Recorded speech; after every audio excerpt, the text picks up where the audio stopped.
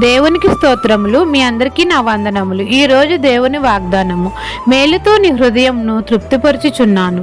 కీర్తనల గ్రంథము 103 అధ్యాయం 5వ వచనం. సైన్యములకు అధిపతి అయిన మన తండ్రి అయిన యెహోవా పక్షిరాజు యవ్వనము వలె నీ యవ్వనము క్రొత్తదగుచుండునట్లు మేలుతో నీ హృదయంను తృప్తిపరచుచున్నాను అని మనతో సెలవిస్తున్నారు. మనమందరము దేవుని నీతిని అనుసరించి జీవించాలి, నీతి క్రియలను చేయాలి. అప్పుడు తండ్రి కృప మన పట్ల సమృద్ధిగా ఉంటుంది. తండ్రి యందు భయభక్తులు కలిగి జీవించినప్పుడు భూమి కంటే ఆకాశం ఎంత ఉన్నతముగా ఉన్నదో మన అందరి ఎడల తండ్రి కృప అంత అధికముగా ఉంటుంది.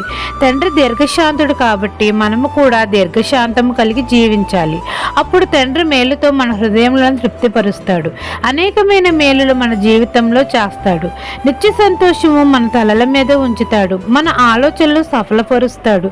తండ్రి చేసే మేలును బట్టి మనం అందరము హృదయం నందు సంతోషించాలి, ఆనందించాలి. తండ్రి మన హృదయ వాంఛలను తీరుస్తాడు.